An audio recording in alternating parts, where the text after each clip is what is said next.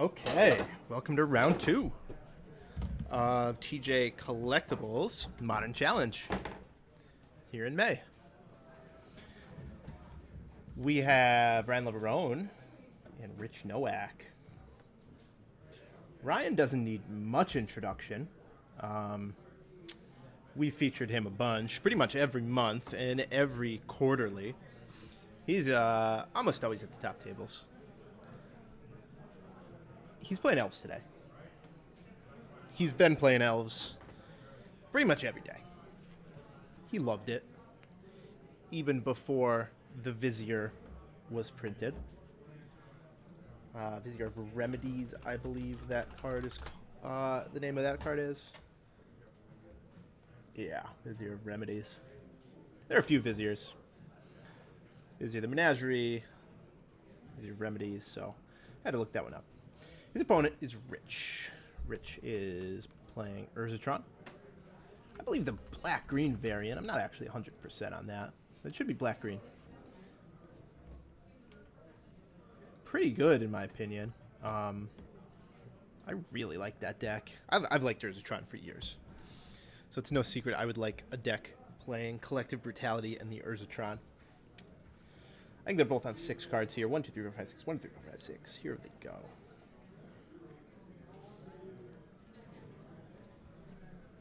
Ryan plays a lot of Magic.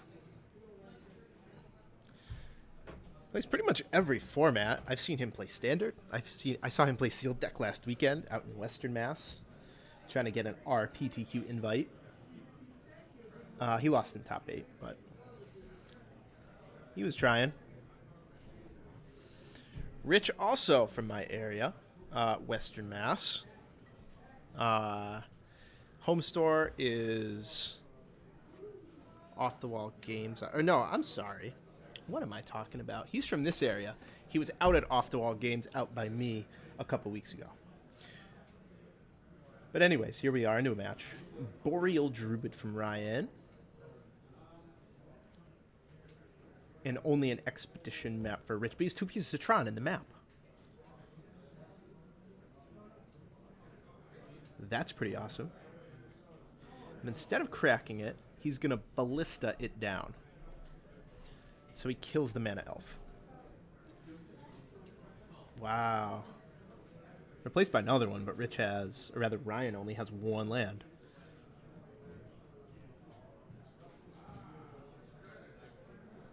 Oh, natural Tron. Into 3/3 Ballista. Shoots down the Heritage Druid. Welcome to Modern. Population 6/6 Walking Ballistas, or 3/3 Walking Ballistas.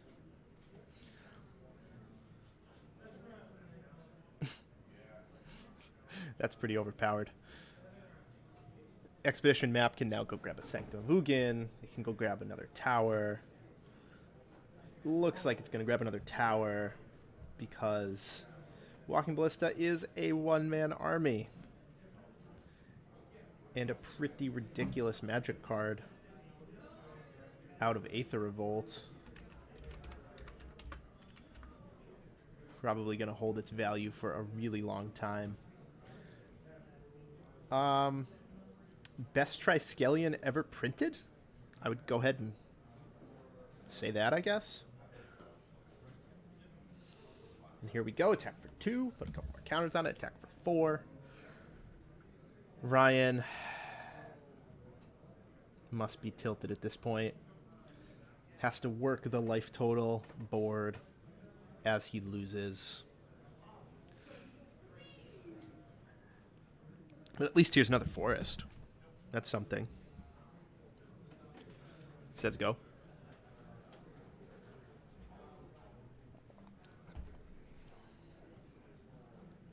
I can't imagine that this is a favorable matchup for the Elf deck. Maybe if he's on the play. But Rich has Warping Whales. Rich has Ballistas. And more importantly, Rich has Ugin, which is just a straight up board wipe. Ryan down to 9 and is 1 hit away. This might be a scoop here. Yep. All 2 permanents moved into his deck. Ain't no thing for Rich.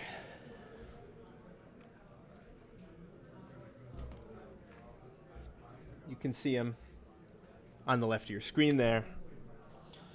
He's so tall that he can't even fit into the frame. Oh, there we go. Slouches back in his chair. Only 5 feet off the ground now.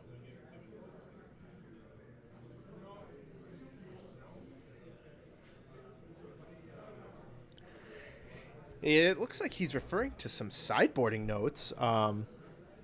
Some players look down on that. Some players think that's really not a good thing. I have no problem with that. I think it's great. You write notes for yourself before the tournament starts, and in case you have a brain fart, in case you forget, in case you don't remember the hundreds of games that you've played to test exactly each one, you can have notes like, this worked well against player X. This worked well against deck Y.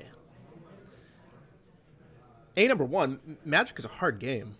Very complicated. And number 2, we have bad memories. We have to remember so many other things. So why take up space in your brain with how to sideboard? I mean, sure, you're going to know about how to sideboard. But geez, why not? It's like the old school players who look down on playmats. The old school players who look down on double sleeves. The old guard is always going to poo-poo things. They always do. You know, you see this everywhere in life, not just Magic. Back in my day, we had to walk uphill both ways to get to school, and we played our Black Lotuses without sleeves on them. We ground them into the dirt. They didn't have tables back then. Oh, good old 1922. Yeah. No. It's a brave new world of Magic cards with playmats and cards that are worth $100 legal and modern. It is what it is. People are going to double sleeve their decks. They're going to use playmats. They're going to protect their things. And they're going to use sideboarding guides because you can. And because it just makes sense. It just makes sense. You can always deviate from that. You can always ignore it. But in a format like Modern, where you're going to play against specific fringe decks once every 2 months, why not? That's what I think about it anyway. You might disagree. If you do, let me know. I'll be more than happy to tell you why you're wrong. But if it's there, available, why not use it?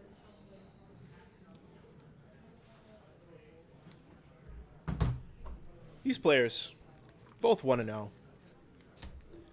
Both fighting for the hundreds of dollars put up by Tom Shea and TJ Collectibles.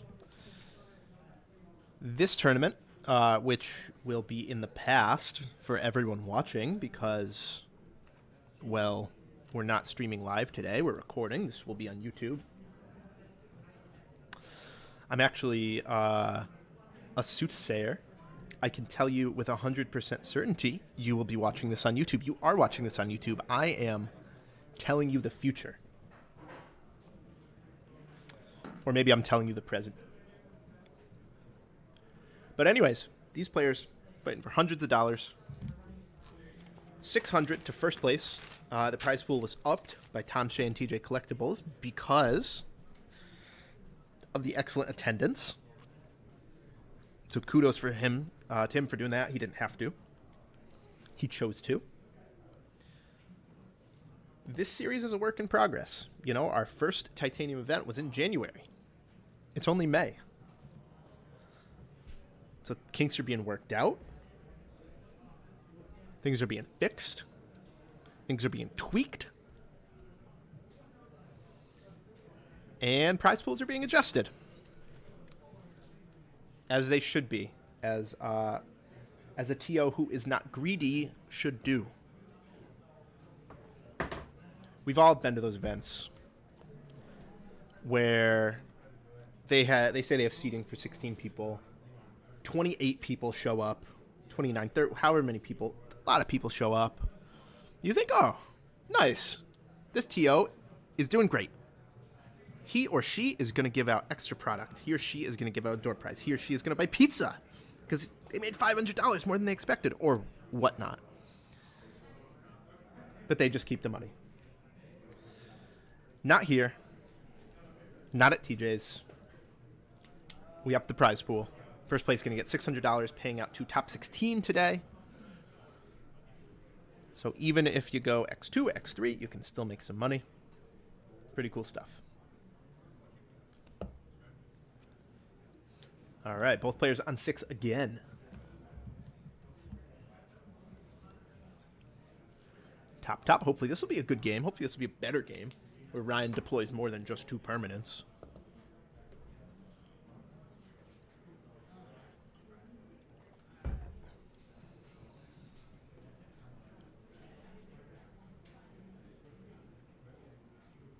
And again, map versus elf. Elf? Oh, wow, attack for 1. Ryan can't be too happy with this. He's been telling me stories all week about how he kills on turn 3 always. How it's so consistent, and here he just has to attack for 1. He doesn't have another elf. It's pretty sad. Nettle Sentinel would have really let him go off.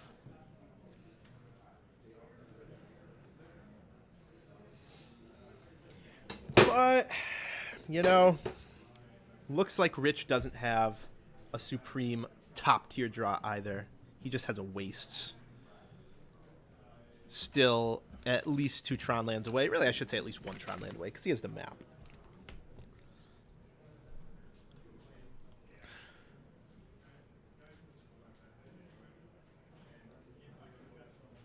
Looks like he's thinking about a Warping Whale here. No, Mind Stone. Okay. Mind Stone into map. He is representing next turn, activate a map, play Tron land.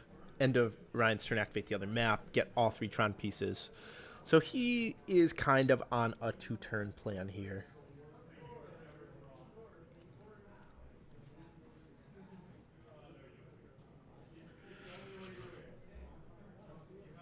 So Ryan should know that he doesn't have to do anything gigantic this turn. He would like to, obviously. But that Rich is still an entire turn cycle away from an Ugin, from a Karn, from an Oblivion Stone that gets popped. He's still pretty far. Ryan here with another Elf. Should have like some like Collected Company mana, Chord mana, Reclamation Sage. Okay. Okay. Really not ideal for Ryan. This is anemic.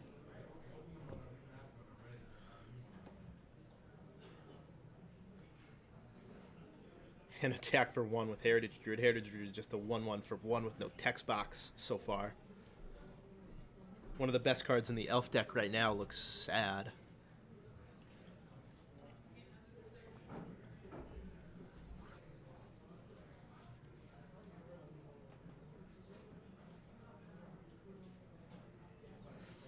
Rich calculates his options. Definitely going to pop 1 map.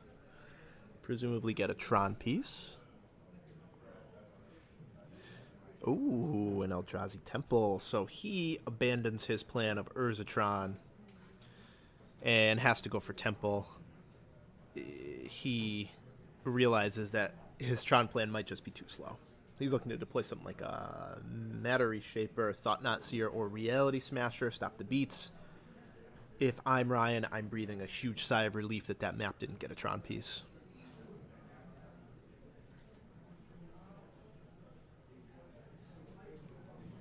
Visionary.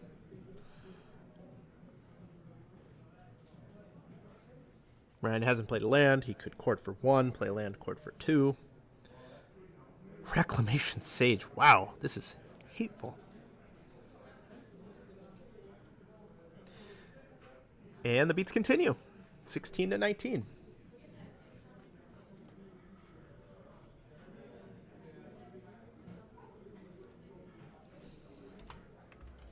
Ryan playing a surprisingly fair game here. This is really strange.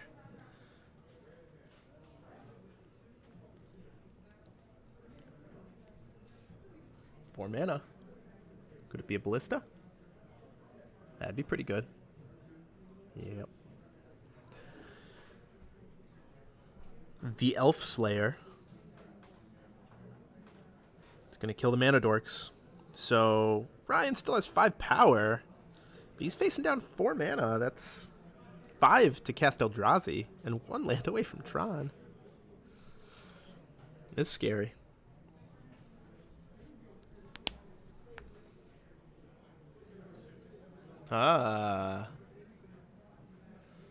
Swing 2. Representing Court of Calling. Not really sure what 2-mana elf he's going to go get. Maybe he wants to combo out with the Devoted Druid and the Vizier of Remedies. Court of Calling, of course, gets any creature, not just a green creature. So he can get whichever piece he's missing.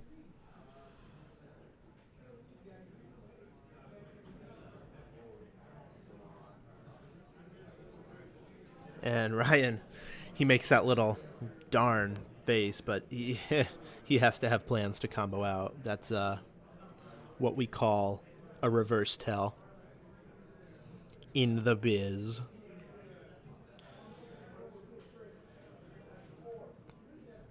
Ryan knows he has infinite green mana, and that this Reality Smasher doesn't really matter. Goes end of turn chord. Okay. Devoted Druid. Yeah. Jig is up.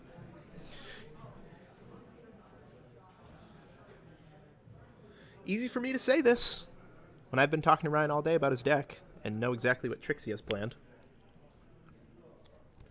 I'm not a master level player reader. I just have all the info here in the booth. Chord. Get a Vizier. That right there is infinite green mana. Arbitrarily large amounts of green mana. Izuri. Arbitrarily large Reclamation Sages with Trample. Love it. I love it.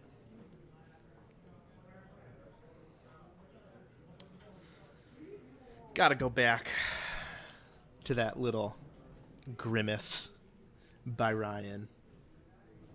That little grimace. Oh, no. Reality Smasher, darn. Ha, shoot.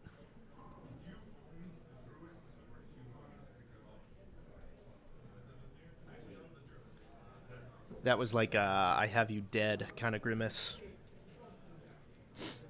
We all do it. We all do it subconsciously.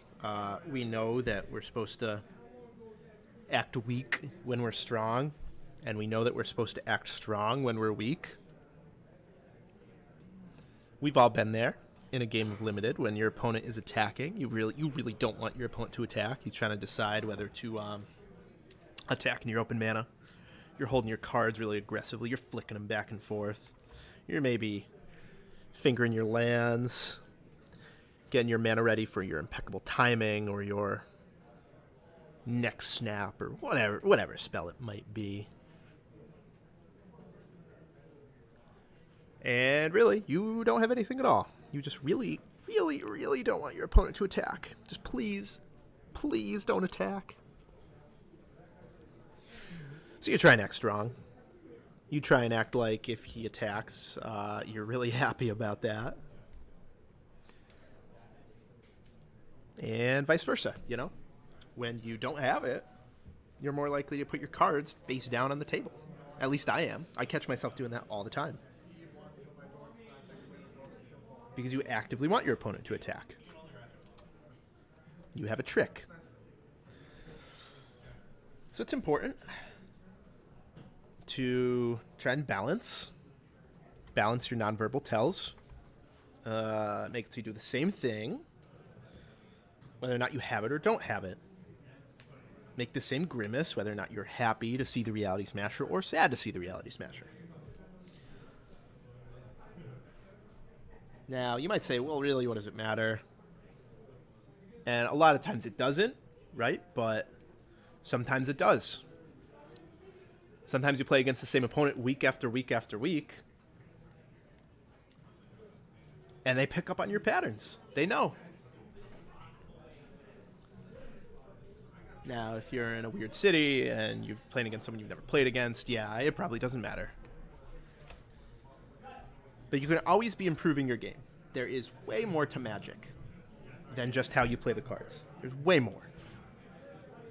And the more you play other games with hidden information, the more you know this, the more you realize, and the more you see room for improvements in your own game. You know, it was Mike Turian who famously said, "I have never played a perfect game of Magic in my entire life."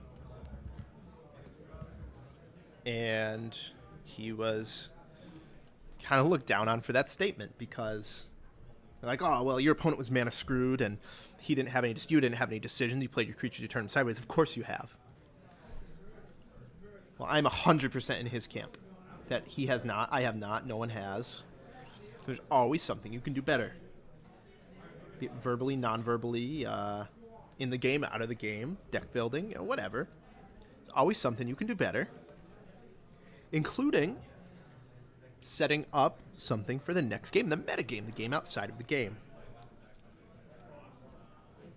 You balance your grimaces. You put doubt in your opponent's mind for games 2 and 3, in your opponent's mind for the next time you play against them.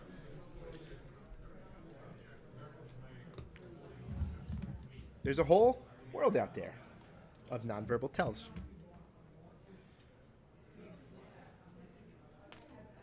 But it's time to come back to reality, to the match at hand here.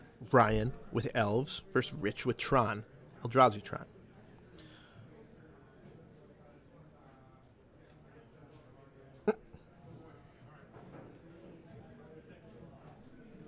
Rich on the play. Both players keeping 7 this time.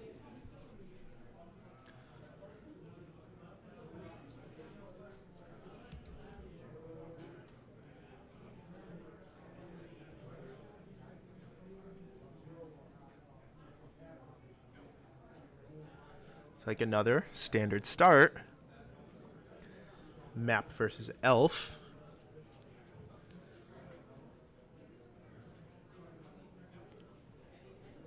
Ooh, Ratchet Bomb. That's a spicy one.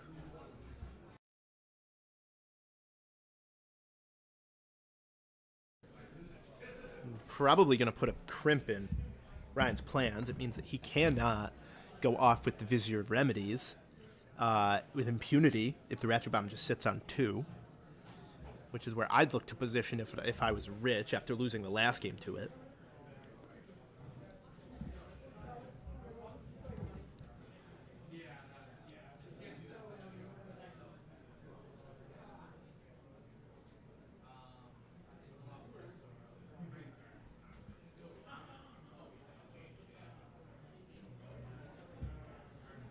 Ryan in the tank, trying to figure out how he's going to beat the Ratchet Bomb. I'd say it's a pretty safe bet that he does not have a Rec Sage this time. Got to imagine he'd just smash the bomb if he had it.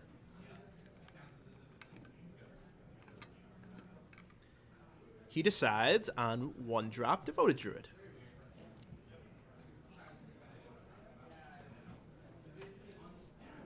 Really hard to play this spot if you're Rich, because the 2-for-1's super tempting, right? You just want to kill the 2 elves, get your value while you can, as soon as possible versus the explosive elf deck. But at the same time, you might just die to a Vizier Devoted Druid combo.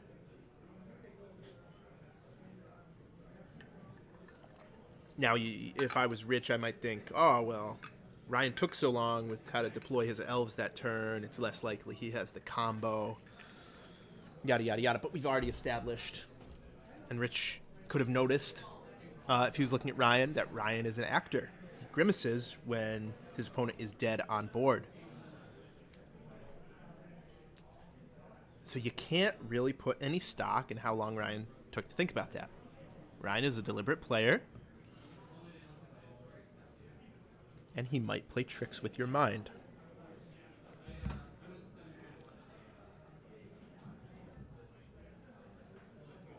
Thought Knot would be pretty good here. Get all the information from Ryan's hand before deciding to blow the bomb, but nope. Looks like it's just the bomb destruction. Oh, wow. Oh, it was a Graph Diggers, not an Expedition map, and it's in the bin now. Ballista. Nice. That is protection against the combo. I believe, because Vizier is a 2-1, yes? Yes, Vizier is a 2-1. Along with the Basilisk Collar, Rich has a pretty potent combo. Just needs a few more lands to bring that online, add a counter every turn, kill any creature every turn. Ryan sacks the Canopy. Looking for something nice. Reclamation Sage would be pretty good. Not great, but pretty good. Allow him to blow up the Ballista at the cost of one of the Elves. 1, 2, 3 is the Sage. Yep, he found it. He just drew it off the Canopy. So Rich gets to take down one of the 2 Elves. Gotta imagine it's the Devoted Druid. I mean, there's no reason to suspect, based on how Ryan's played his cards, that he doesn't have the Vizier. There wasn't, like, you know, a turn when Rich was dead to it that Ryan didn't play it. He has no information, yes or no, whether or not the Vizier is in Ryan's hand.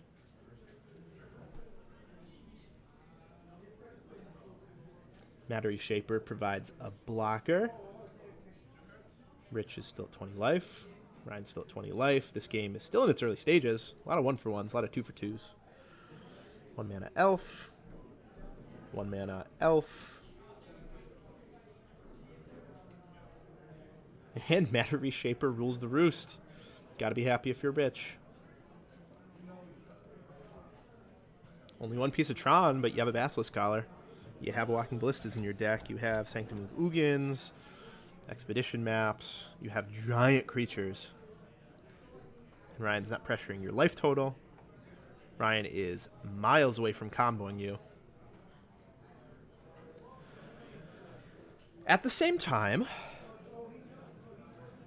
Ryan has a lot of good draws.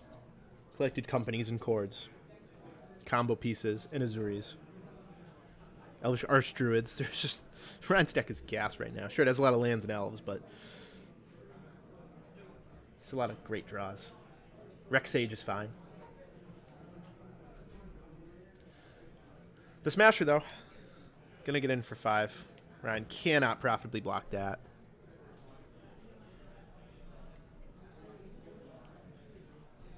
$15 lives.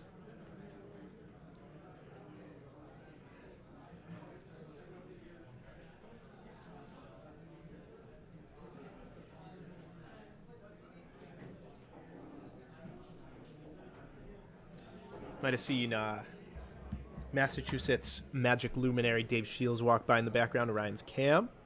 He is in the house, somehow finding time to play Magic after he just buys a house. And wow, look at this. Uzuri. Renegade Leader. Threatens regeneration on every elf Ryan has. Next turn anyway. Because Ryan only has access to 1 mana this turn. So he can soak 2 damage, I guess. Although Death Touch Trample makes it so he can really only soak 1 damage. At this point in the game, Rich is the beatdown. He has to find a way to kill Ryan before Ryan threatens lethal overrun with gigantic elves. Each of those elves is at least 4/4, at least 3/5, I guess, devoted. Ryan threatening 3/7 12, 17, 21 damage on his next turn. Which, with the Basilisk Collar lifelink, is not really enough. Ryan now faces down an Endbringer.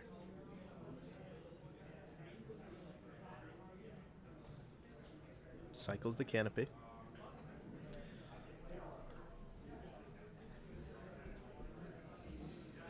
Unfortunately, Uzuri does not regenerate itself.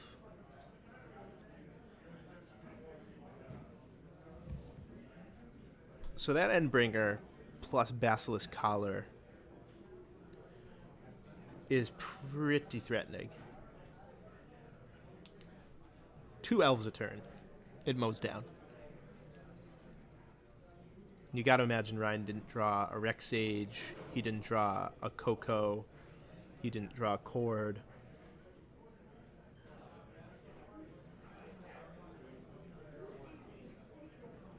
He drew a land or a heritage or a nettle or something ineffective.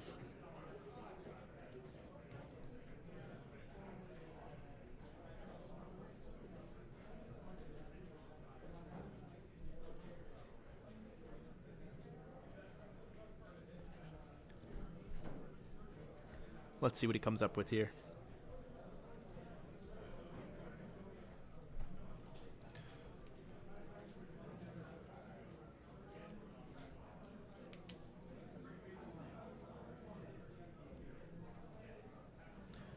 Pretty deep into this round.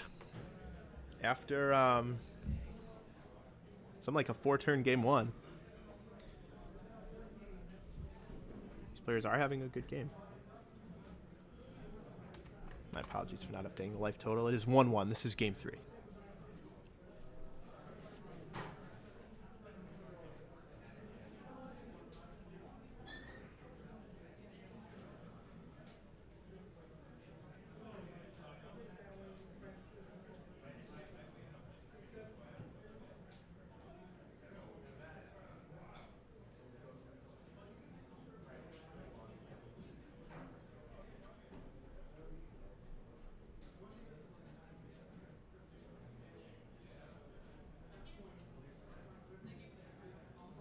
Forest is the card he drew.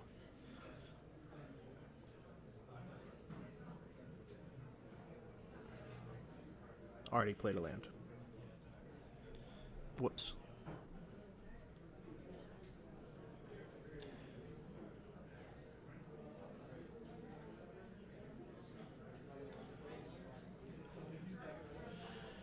Ryan does more than just Magic. He's the director of a pretty big-time production of Antony and Cleopatra. That's coming up at the end of May. Quite a few showings. If you're in the Providence area, check that out. Awesome play. I believe Ryan's first big shot at being a director. Multiple performances. So if you're into theater, check it out.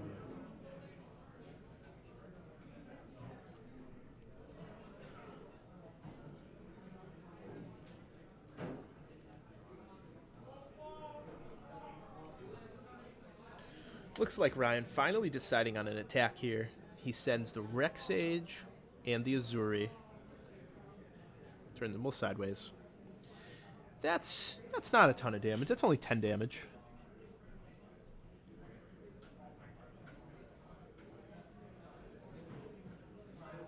And very conservative blocks here from Rich. He's going to play right into the Overrun ability, which surprises me, to be honest. Because next turn he has a line available to him. Equip Basilisk to Reality, gain 5, re-equip to Endbringer, and start pinging. But instead he's just going to trade it off for the Uzuri. I'm not sure that I like it. I think he could have taken 10 there. But conservative is always almost always better when you have the board control, so it can't be too bad. Ryan overruns and regenerates 1, so 2 Eldrazi down. Matter Reshaper will trigger. Hits a temple, not too bad. And again, Uzuri cannot regenerate itself. So Uzuri in the bin.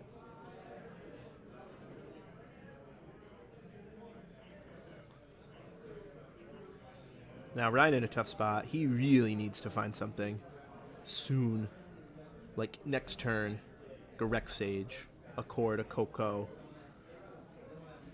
Because Basilisk plus Endbringer is beastly. No, I'd probably attack for 5 here. Gain 5. Put yourself well out of overrun range. And then you have the ping ability at instant speed next turn. More conservative route is just to kill the Devoted right now. That's fine. I don't think you're in danger of losing either way, but I would start to get to work on Ryan's life total. I think that's the play. 1 mana. Oh, Dismember. Wow, okay. So now I definitely attack for 5, get myself back up to 13.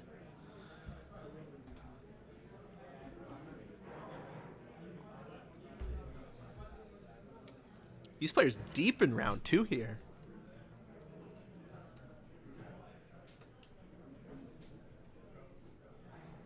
The time is slightly wrong. They have about 14 minutes, not 12, but still, this is a long match of Elves.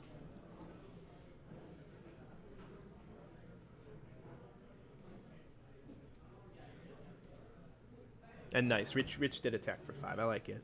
I think that's by far the right play.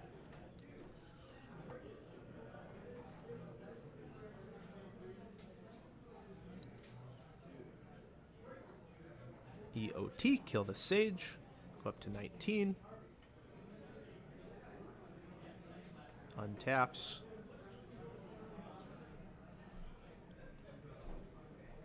Attack for 5. Is now a little risky, to be honest, because Ryan could have a Chord or a Coco that he's playing really tricky with. Now the more conservative option is just to kill the Elves. But at the same time, Ryan has a lot of good draws, so you have to kill him eventually.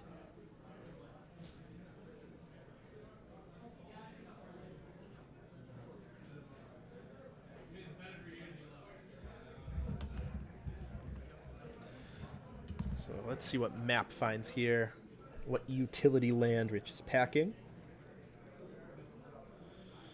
Do something like an Urborg to let his Dismembers cost 0 life.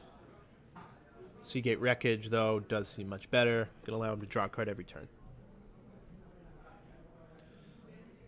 Now Rich truly has board control. He's drawing 2 cards a turn. He has tap Endbringer, destroy target creature 2 times a turn. And now it does make a little more sense to go conservative. Endbringer gets untapped.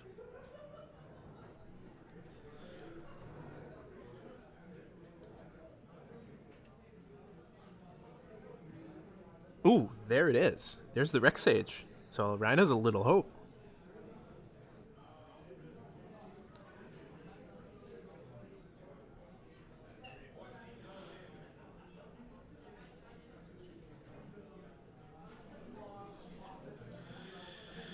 Before the Basilisk dies, take out the Elf with it, gaining 1 to 21.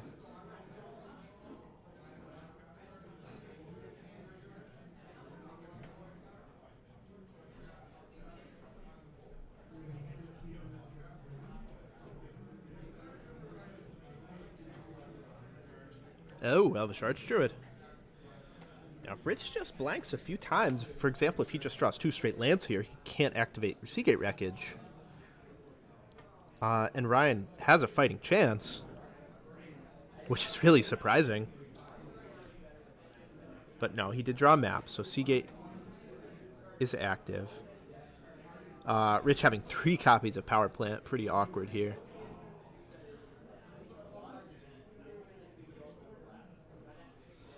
Endbringer draws a card.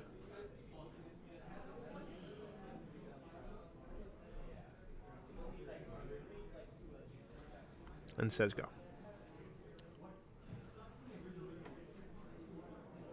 Now Ryan has a ton of mana.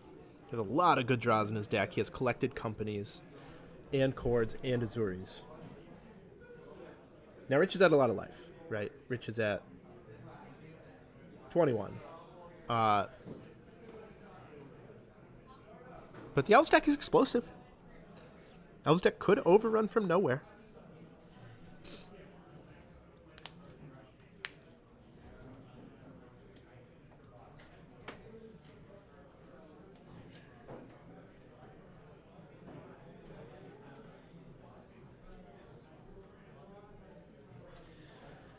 End of turn.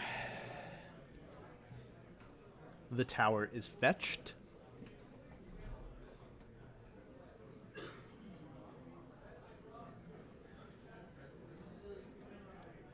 And the tower is played. Rich had 9 available mana, even without Eldrazi Tron. Kinda crazy. 1-2, draw a card. Okay. Pretty amazing he hasn't found a Walking Ballista yet. But he hasn't. Or Karn, or Nowak, or anything. And wow, Ryan has nothing. Ryan has land go. Must be frustrating. He's drawn 0 Chords. He's drawn 0 Cocos. In 20 cards. And Rich is just going off at this point. He's just drawing a card, drawing 3 cards a turn. Assembles Tron. Ulamog will end it. Walking Ballista will end it. Karn will end it. Hell, Reality Smasher will end it.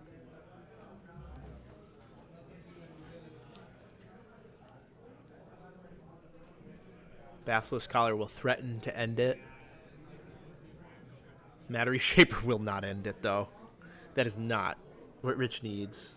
He's just blank, blank, blank, blank, blank on draws here. And he just has to say go again.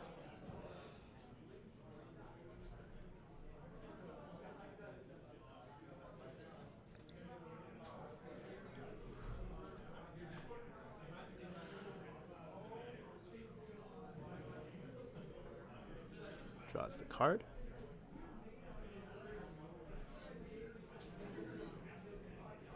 Draws the card. So many cards in Rich's hand. This is getting pretty ridiculous. Lots of spectators now.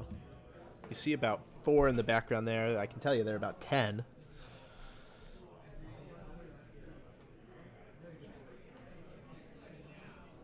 Five or six you can't see.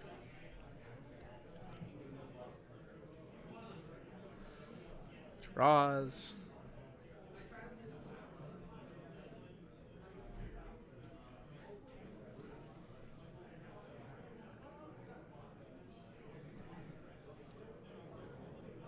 Three mana. Reality Smasher. Okay, there's a clock, finally. They turn sideways. And hey, Ryan holding mana in his hand. He might have actually drawn a... No, he hasn't. He's forced to block. Trade off. Feels bad, man.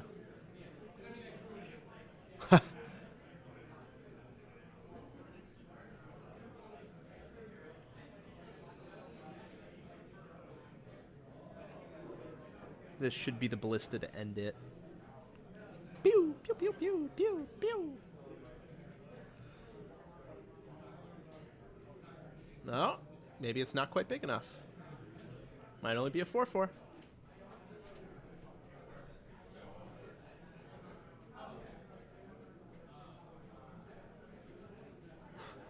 Might be a 5/5 though too, and he's just... There it is. There's the handshake. Land, land. They're cord on top. Really unfortunate for Ryan, but, you know, he had a lot of time. He had turn after turn. Rich blank too, you know. Ryan had a pretty bad draw. Rich had a pretty bad draw, all things considered. And, you know, when you're playing a deck with cards that have X in it that scale so much. Cards that cost 6, Endbringer, Seagate Wreckage versus a deck that is basic Forest, an Elvish Mystic to draw. I mean, you know, this happens. The deck with 6 mana cards should win that game the majority of the time, and it did. The Ratchet Bomb hurt. Your Ratchet Bomb hurt a lot.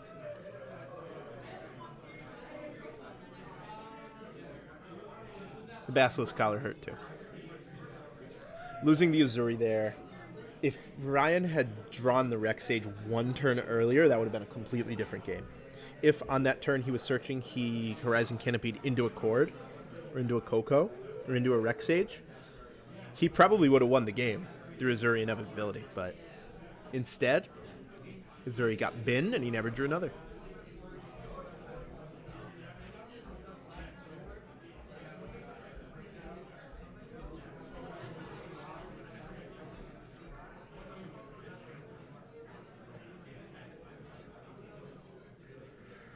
Wow. That was a great match. I'm sure Ryan wouldn't think so, but I sure do. You at home probably did too. They're asking for the match slip, guys, so I got to cut this off, but that was great. Hope you let this autoplay, and hope you let round 3 just keep on rolling. Thanks for watching.